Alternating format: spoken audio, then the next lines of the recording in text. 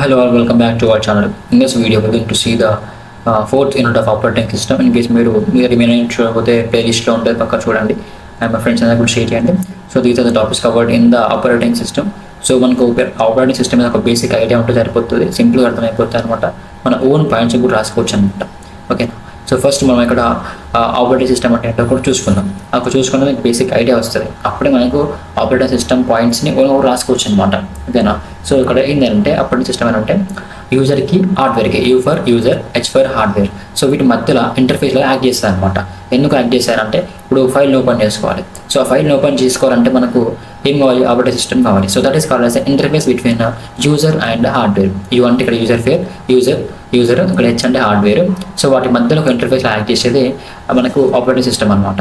Okay, right. So ఇది operating system ఒక simple idea. Memory management అయినా, ఫైల్ మేనేజ్మెంట్ అయినా, ఫైల్స్ ఓపెన్ చేసుకోనికైనా, క్రియేట్ చేసుకోనికైనా, డిలీట్ చేసుకోనికైనా, ఇవన్నీ కోసం మనకు ఆపరేటింగ్ సిస్టమ్ అనేది అవసరం. Okay, so this is the main. Pen drive పెట్టుకొని మనకి ఇందులో ఉన్న ఫైల్స్ని కాపీ చేసుకుంటున్నాము. సో ఇందులో ఉన్న ఫైల్స్ని మనం కాపీ చేసుకోవాలంటే మనకు ఆపరేటింగ్ సిస్టమ్ అనేది అవసరం అనమాట. దాని ఇన్పుట్ అవుట్పుట్ మేనేజ్మెంట్ అని అంటాం. ఓకే, మనకి ఇంకా చాలా ఉంటాయి. మెమరీ అలొకేషన్ అని చెప్పేసి, మెమరీ మేనేజ్మెంట్ అని చెప్పేసి, ఓకే, స్టోరేజ్, ఇవన్నీ మేనేజ్ చేసేది ఆపరేటింగ్ సిస్టమ్ అనమాట. మనకు ఆపరేటింగ్ సిస్టమ్స్ అనేవి చాలా డిఫరెంట్ టైప్స్ ఉంటాయి. అవి నార్మల్గా ఏంటి అని అంటే విండోస్ ఉంటుంది కదా. ఇప్పుడు Windows is an operating system. Okay, మనకు తెలుసు కదా, Windows 11, Windows 10, Windows 12 అంటాం.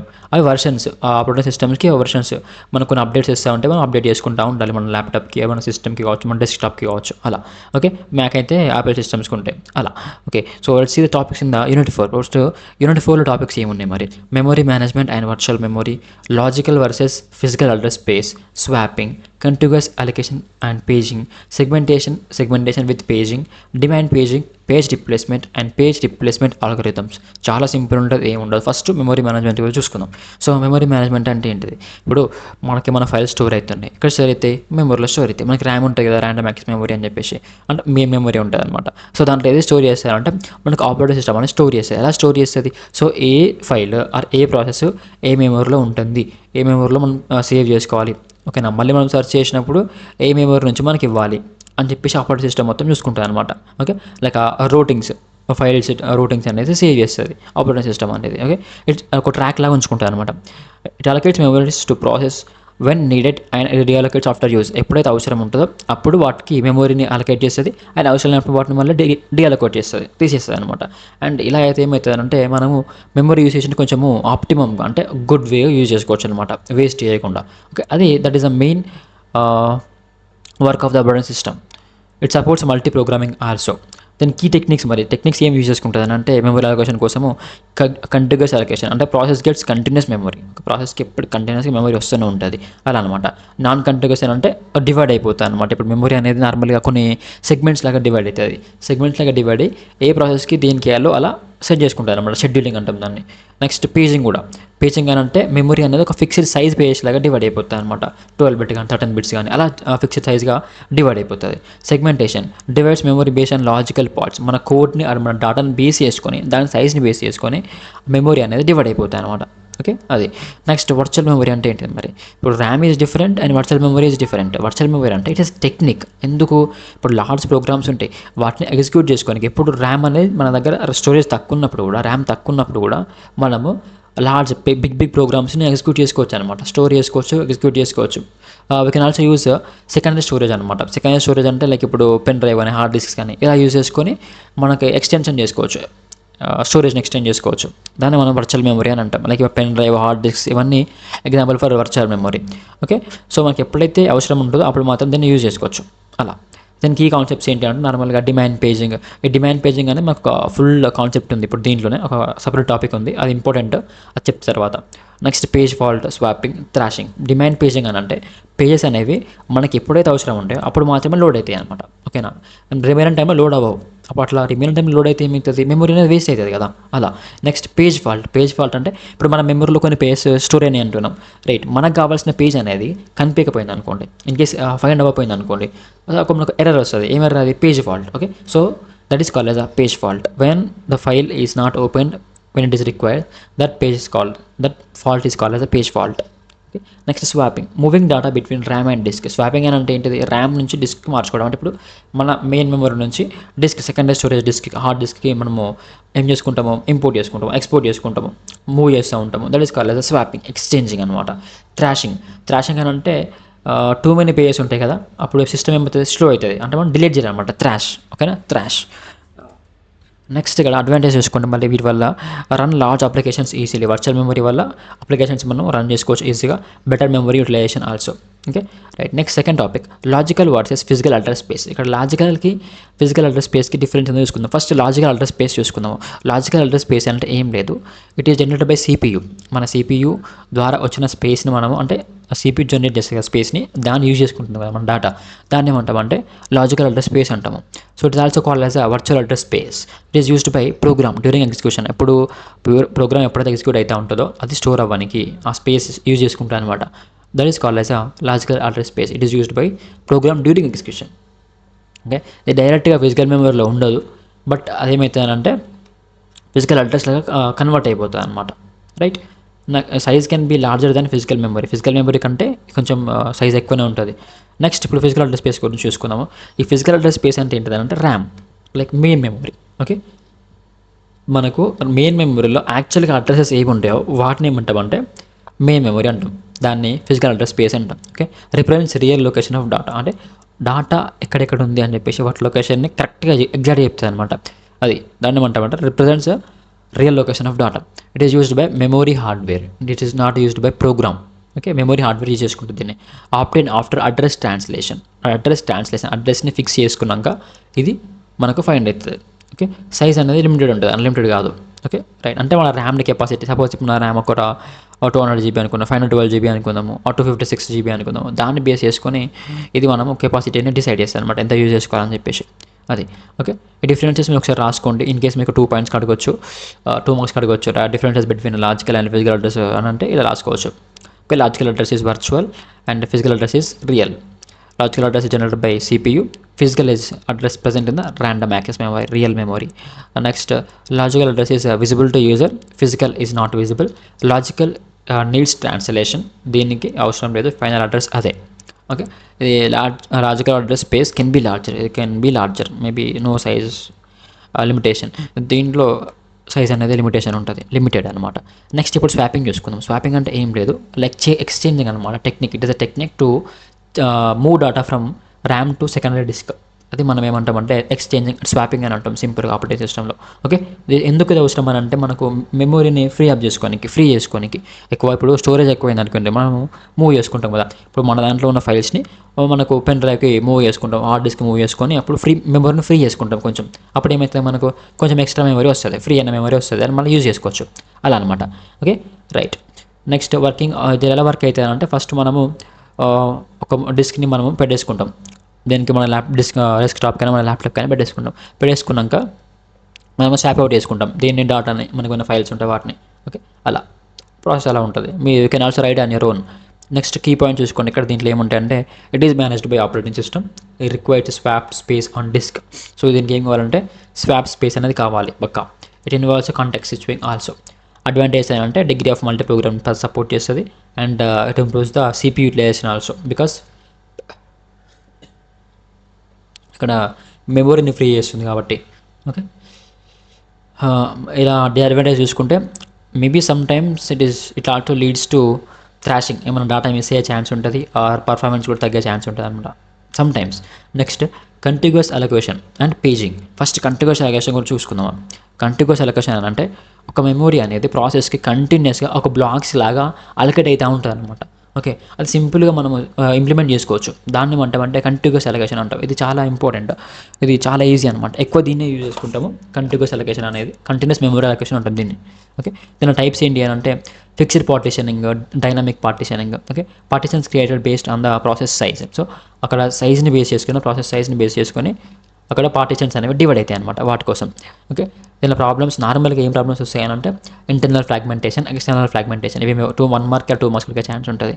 ఇంటర్నల్ ఫ్రాగ్మెంటేషన్ అంటే ఏంటిదనంటే unused space inside allocated block. అంటే మనము ఆల్రెడీ అలొకేట్ చేసినాము, సపోజ్ ఒక 12 బిట్ సైజ్ అలొకేట్ చేసినాము, బట్ ఆ 12 బిట్ సైజ్కి ప్రాసెస్ ఎంత తీసుకుంది, ఒక 6 బిట్ తీసుకుందాం అనుకుందాము, ఇంకెంత ఉంటుంది మనకు 7 బిట్స్ ఉంటుంది. ఇంకా 7 బిట్స్ అనేది అన్యూజ్డ్ అనమాట. So that is called as internal fragmentation. Next external అంటే free memory scattered in small pieces. కొంచెం మెమొరీ ఫ్రీ ఉంటుంది, బట్ అవి స్మాల్ పీసెస్ లాగా స్కాటర్డ్ అయిపోతుంది, డివైడ్ అయిపోతుంది. దాన్ని ఏమంటామంటే ఎక్స్టర్నల్ ఫ్రాగ్మెంటేషన్ అంటాం. ఓకే, అడ్వాంటేజ్ ఉంటుంది ఇంకా సింపుల్గా మనం మేనేజ్ చేసుకోవచ్చు, ఫాస్ట్ అలొకేషన్ ఉంటుంది, ఫాస్ట్గా మనం వాటికి సెట్ చేసుకోవచ్చు, మళ్ళీ తీసేసుకోవచ్చు. బట్ డిసడ్వాంటేజ్ ఏంటంటే మెమొరీ వేస్ట్ అవుతుంది, ఎందుకంటే మిగిలిపోతుంది కదా అలా.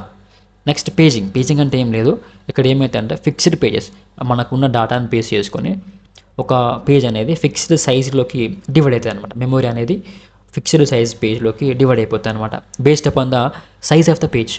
పేజ్ ఒక సైజ్ని బేస్ చేసుకొని ఆ ఫ్రేమ్స్ని బేస్ చేసుకొని మెమొరీ అనేది డివైడ్ అయిపోతుంది.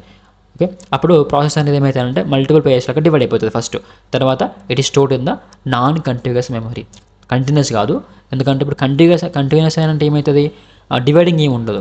బట్ నాన్ కంటిన్యూస్ కాబట్టి డివైడ్ అయిపోతూ ఉంటుంది అలా. It eliminates external fragmentation. అంటే ఇక్కడ మెమరీ యూసేజ్ అనేది ప్రాపర్గా ఉంటుంది, మెమరీ వేస్టేజ్ అనేది ఏమి ఉండదు. కీ కాన్సెప్ట్స్ ఏంటంటే పేజ్ టేబుల్ ఉంటుంది, it maps pages to frames, page number plus offset ఉంటుంది. ఇదేం చేస్తుంటే లాజికల్ అడ్రస్ని ఫామ్ చేస్తుంది. Okay, right. నెక్స్ట్ ఇక్కడ అడ్రస్ ట్రాన్స్లేషన్ చూసుకొని logical address to page number plus offset. Page number ఏమవుతుందంటే ఫ్రేమ్ నెంబర్ లాగా కన్వర్ట్ అవుతుంది. లైక్ మనకు పేజ్ టేబుల్ని బేస్ చేసుకొని పేజ్ నెంబర్ వస్తుంది. ఫ్రేమ్ నెంబర్ అంటే ఫిజికల్ అడ్రస్ మనకు. ఓకే, అడ్వాంటేజ్ చూసుకుంటే ఇక్కడ ఎక్స్టర్నల్ ఫ్రాగ్మెంటేషన్ ఉండదు, supports virtual memory also, means hard disk, secondary storage also. Disadvantage చూసుకుంటే అప్పుడప్పుడు sometimes it may possible to have internal fragmentation. Okay, కొంచెం complex ఇది. Next segmentation with paging. Segmentation అంటే ఏంటిది, and మనం పేజింగ్తో సెగ్మెంటేషన్ ఎలా చేసుకుంటాం. Memory management technique that divides program into logical segment. So ఇక్కడ సెగ్మెంటేషన్ అంటే ఏం లేదు, డివైడింగ్ అనమాట. ఏం చేస్తుంది, ఇక్కడ ఒక ప్రోగ్రామ్ని లాజికల్ సెగ్మెంట్స్ లాగా డివైడ్ చేస్తుంది. అలా డివైడ్ చేసుకున్నాక ఆ లాజికల్ పార్ట్ ఉంటుంది కదా, మనం డివైడ్ చేసుకున్న లాజికల్ సెగ్మెంట్ ఉంటుంది కదా, కోడ్ కావచ్చు, డేటా కావచ్చు, ఏమైనా కావచ్చు, దానికి ఒక ఫిక్స్డ్ సైజ్ ఉంటుంది కదా. సో ఆ సైజుకి సంబంధించిన మెమొరీని దీనికి అలొకేట్ చేశాను అనమాట. సపోజ్ మనము దీన్ని ఒక 10 బిట్స్ సైజులోకి డివైడ్ చేసుకున్నాం ప్రోగ్రామ్ని. So 10 bits of size memory ఉంటుంది కదా, దీనికి అలొకేట్ చేస్తాను అనమాట. That is called as segmentation. Okay, right. Key concepts ఏంటి అంటే లాజికల్ అడ్రస్ ఈక్వల్స్ ఇక్కడ segment number plus offset. It uses segment table also. Working ఎలా ఉంటాయంటే ఫస్ట్ మనకు CPU అనేది ఒక లాజికల్ అడ్రస్ని జనరేట్ చేస్తుంది. జనరేట్ చేసుకున్నాక సెగ్మెంట్ టేబుల్ అనేది వాటికి కావాల్సిన బేస్ అడ్రస్ ఇస్తుంది, అంటే ఇప్పుడు ఎక్కడ ఉండాలి, ఈ డేటా ఎక్కడ ఉండాలని చెప్పేసి అలా. తర్వాత ఫిజికల్ అడ్రస్. అడ్వాంటేజ్ ఏంటంటే సింపుల్గా ఉంటుంది అండ్ ప్రొడక్షన్ కూడా ఉంటుంది, ఫ్రాగ్మెంటేషన్ ఏమి ఉండదు. బట్ మెమరీ వేస్టేజ్ అనేది ఉండే ఛాన్స్ ఉంటుంది అనమాట. మెమరీ ఎక్కువ యూజ్ చేసుకున్నప్పుడు మిగిలిన ఛాన్స్ ఉంటుంది. Okay, right. ఇప్పుడు సెగ్మెంటేషన్ విత్ పేజింగ్. ఇప్పుడు combine segmentation plus paging. Segmentation అంటే ఏంటిది, మనకున్న డేటాని, మన ప్రాసెస్ని సెగ్మెంట్స్ లాగా డివైడ్ చేస్తున్నాం, రైట్. ఇప్పుడు పేజింగ్ అంటే ఏంటిది, మళ్ళీ ఇక్కడ మనము ప్రాసెస్ని ఫిక్స్డ్ సైజ్ ఆఫ్ పేజ్ లాగా కన్వర్ట్ చేసుకొని వాటికి మెమరీ అలొకేట్ చేస్తున్నాం, రైట్. సో ఇప్పుడు సెగ్మెంటేషన్ పేజింగ్ అనేది ఆల్మోస్ట్ సిమిలర్. బట్ ఇక్కడ ఏమవుతుంది, ఈచ్ సెగ్మెంట్ అనేది మనకు ఫస్ట్ మనం సెగ్మెంట్స్ లాగా డివైడ్ చేసినాం కదా. సో ఇక్కడ ఈచ్ సెగ్మెంట్ అనేది మళ్ళీ ఏమవుతుందంటే ఫర్దర్గా పేజెస్ లాగా డివైడ్ అయిపోతాయి అనమాట. It divides into pages. అప్పుడు మనకి ఏమవుతుందంటే ఎక్స్టర్నల్ ఫ్రాగ్మెంటేషన్ అనేది ఉండదు అలా. ఓకే, సో నేను వర్కింగ్ చూసుకోండి ఒకసారి. సెగ్మెంట్ నెంబర్, అప్పుడు మనకి ఏమొస్తుంది, పేజ్ టేబుల్ వస్తుంది. పేజ్ నెంబర్ ఏమి ఇస్తుంది మనకు, ఫ్రేమ్ నెంబర్ ఇస్తుంది. ఓకే, దానివల్ల ఏమవుతానంటే మనకు ఎక్కడ ఏ పేజ్ ఉంది, దాని అడ్రస్ ఏంటిది, దాని మెమరీ ఎంత, దాని ఫైల్ నేమ్ ఏంటి, ఆ డీటెయిల్స్ మొత్తం మనకి ఈజీగా కనిపిస్తాయి అనమాట. అప్పుడు మన మెమరీ దీనికి ఇంకా మిగిలిందా, ఎంత యూజ్ చేసుకుందా, అన్యూజ్డ్ మెమరీ ఏమైనా ఉందా అని చెప్పేసి తెలుస్తుంది. ఓకే, అలా. అడ్వాంటేజ్ చూసుకుంటే ఎక్స్టర్నల్ ఫ్రాగ్మెంటేషన్ ఉండదు, మెమరీ ప్రాపర్ యూజ్ చేసుకుంటుంది. బట్ దీన్ని బిల్డ్ చేయడం కొంచెం కష్టం, ఎందుకంటే సెగ్మెంటేషన్ విత్ పేజింగ్ రెండు ప్రాసెస్ చేయాలి, 2 ప్రాసెస్ చేసుకోవాలి కాబట్టి కొంచెం కష్టమే అలా. Next demand paging and page replacement. Demand paging అని అంటే మనకు ఎప్పుడైతే అవసరం ఉంటుందో అప్పుడు మాత్రమే పేజింగ్ జరుగుతుంది అనమాట. ఓకే, అంటే ప్రాసెస్ని డిఫరెంట్ పేజ్ లాగా డివైడ్ చేసుకుంటాం. అవసరం లేనప్పుడు మనకి ఇది అవసరం లేదు అలా రాదనమాట. అప్పుడు ఏమవుతుంది అంటే మెమరీ యూసేజ్ అనేది ప్రాపర్గా ఉంటుంది, మెమరీ వేస్ట్ అవ్వదు అనమాట. Okay, right. It is a virtual memory technique అనమాట. Demand paging is a virtual memory technique. So it requires or it loads pages when only required అలా. Next unused pages are not loaded initially. Key concept చూసుకుందాం ఇక్కడ. Page fault. నార్మల్గా ఇలా page fault వస్తుంది, ఎందుకంటే మనకు కావాల్సిన పేజ్ అనేది లోడ్ అవ్వకపోయింది అనుకోండి, అప్పుడు ఏమంటాం అంటే మన ర్యామ్లో లేకపోయింది అనుకోండి, దాన్ని మనం పేజ్ ఫాల్ట్ అంటాం. Okay, right. ఇది వర్కింగ్ ఎలా ఉంటుంది అంటే ఫస్ట్ ప్రాసెస్ రిక్వెస్ట్ ఏ పేజ్, ఒక పేజ్ని రిక్వెస్ట్ చేస్తుంది. దాని తర్వాత page and memory to execute. అప్పుడు ఏమవుతారంటే మెమరీలో ఉన్న పేజ్ అనేది ఎగ్జిక్యూట్ అయిపోతుంది. ఓకే, ఇఫ్ ఒకవేళ లేకపోయింది అనుకోండి మనకు పేజ్ ఫాల్ట్ ఎర్రర్ లాగా వస్తుంది అనమాట. అడ్వాంటేజ్ చూసుకుంటే efficient memory utilization, proper use చేసుకుంటుంది, ఫాస్ట్ ఉంటుంది, and it also allows the large programs to run. But page faults అనేవి రావడం వల్ల మనకు ఎగ్జిక్యూషన్ టైం పడుతుంది. ఎందుకంటే కనిపించకపోయినా అనుకోండి మనం వాటిని సెర్చ్ చేసుకుంటూ ఉండాలి, అప్పుడు ఏమవుతుంది టైం వేస్ట్ అవుతూ ఉంటుంది, రైట్. అలా నెక్స్ట్ ఇప్పుడు పేజ్ రిప్లేస్మెంట్ అంటే when memory is full a page must be removed. అంటే ఎప్పుడైతే ఒక మెమోరీ అనేది ఫుల్ అయింది అనుకోండి దాంట్లోకి ఒక పేజ్ని మనం రిమూవ్ చేసుకోవాలి, right. That process is called as a page replacement. ఆ పేజ్ని ఏమంటామంటే మనము పేజ్ రిప్లేస్మెంట్ అని అంటాం. ఇప్పుడు సపోజ్ ఇప్పుడు నాకు ఈ ఫైల్ ఉంది, ఓకే, ఓఎస్ యూనిట్ 4 అనే ఫైల్ ఉంది నా దగ్గర, బట్ నా మెమరీ మొత్తం ఫుల్ అయిపోయింది, ఓకేనా. బట్ నేనేం చేసాను, నెక్స్ట్ ఓఎస్ యూనిట్ 5 అనే ఫైల్ని క్రియేట్ చేసుకున్నాను, రైట్. సో నేను ఏం చేస్తాను అంటే నాకు ఓఎస్ యూనిట్ 4తో అవసరం అయిపోయింది, ఓకేనా. నా మెమరీలో స్పేస్ లేదు కాబట్టి ఇప్పుడు నేనేం చేస్తున్నా ఓఎస్ యూనిట్ 5ని ఈ మెమరీలో ఇన్సర్ట్ చేస్తున్నా. బట్ దీన్ని రిమూవ్ చేయాలి కదా నాకు స్పేస్ కావాలంటే, అప్పుడు ఏం చేస్తానంటే దీంతోనే ఓఎస్ యూనిట్ 5ని రీప్లేస్ చేస్తాను అనమాట, ఓకేనా. అలా that is called as a page replacement. So దీంట్లో కామన్గా ఆల్గరిథమ్స్ ఏముంటాయి అంటే page replacement algorithms FIFO, first in first out, next least recently used, optimal page replacement. ఇవి 3 మెయిన్ ఇంపార్టెంట్. మీకు ఇది క్వశ్చన్ పక్కా వస్తుంది పేజ్ రిప్లేస్మెంట్ ఆల్గరిథమ్స్ గురించి, ఓకేనా. అవి మీకు చెప్తాను నెక్స్ట్ టాపిక్. అదే మనకి అడ్వాంటేజ్ చూసుకుంటే ఇక్కడ మెమరీ అనేది ప్రాపర్గా యూజ్ చేసుకుంటాం అండ్ హై ఎఫిషియెంట్ ఆల్సో. కాకపోతే కొన్ని ఆల్గరిథమ్స్ అనేవి కొంచెం కాంప్లెక్స్ ఉంటాయి అన్నమాట. ఇప్పుడు మనము చూసుకుందాం పేజ్ రిప్లేస్మెంట్ ఆల్గరిథమ్స్ గురించి చూసుకుందాము. సో ఓకేనా, ఎప్పుడు యూజ్ చేసుకుంటామైతే ఎప్పుడైతే మనకు మెమరీ అనేది ఫుల్ అయిపోతుందో, అంటే పేజ్ రిప్లేస్మెంట్ ఎప్పుడైతే ఒక మెమరీలోకి వెళ్ళి మన పేజెస్ని రిమూవ్ చేసుకోవాలో రిప్లేస్ చేసుకోవాలో అప్పుడు టెక్నిక్స్ని యూజ్ చేసుకుంటాం అనమాట, ఓకేనా. అవి ఏంటి అంటే first in first out, least recently used, optimal page replacement, okay, least frequently used also. First in first out అని అంటే ఫస్ట్ ఏ ఫైల్ అయితే ఎంటర్ అవుతుందో మెమరీలోకి అది ఫస్ట్ వెళ్ళిపోతుంది అనమాట, ఓకే. ఓల్డెస్ట్ పేజ్ ఫస్ట్ నేను ఓఎస్ యూనిట్ 1 పెట్టిన, యూనిట్ 1 తర్వాత ఓఎస్ యూనిట్ 5 ఉంది, అప్పటికే నేను మెమరీ ఫుల్ అయిపోయింది. అప్పుడు ఏమవుతుంది ఫస్ట్ వచ్చింది ఇదే కదా, సో ఇది బయటికి వెళ్ళిపోతుంది, ఇది లోపలికి వచ్చేస్తుంది, అలా అనమాట. అది ఫస్ట్ ఇన్ ఫస్ట్ అవుట్ అంటారు దాన్ని, okay, right. Next least recently used అంటే మనం లీస్ట్ రీసెంట్ ఇప్పుడు ఓఎస్ యూనిట్ 4 ఉంది, యూనిట్ 4ని ఫస్ట్ పెట్టేసిన, నెక్స్ట్ యూనిట్ 5 ఉంది కదా, ఇప్పుడు నేను యూనిట్ 5 ఇన్సర్ట్ చేసుకోవాలి, దాంట్లో స్టోర్ చేసుకోవాలి. ఇప్పుడు లీస్ట్ రీసెంట్గా యూజ్ చేసుకున్నది ఏంటిది, రీసెంట్గా యూజ్ చేసుకున్నది ఇదే 4th. సో ఇది రీప్లేస్ అయిపోతాయి అనమాట, ఇది బయటకు వెళ్ళిపోతే 5th లోపలికి వచ్చేస్తుంది, okay, right. Next optimal page replacement removes page that will not be used for longest time in the future. ఇప్పుడు ఓఎస్ కాదు, నేనేమంటున్నా అంటే అప్పుడెప్పుడు లాంగ్ వీడియోస్ ఉంటాయి కదా, ఇప్పుడు వేరే ఫైల్ సపోజ్ ఇప్పుడు DBMS అనుకున్నా, ఇది ఎప్పుడో చేసేసిన కదా, ఈ DBMS అనేది నా మెమరీలో ఉంది, బట్ ఇప్పుడు నాకు ఇది అవసరం లేదు, నేను మొత్తం ఇప్పుడు నాకు ఏం కావాలి, నాకు ఓఎస్ కావాలి.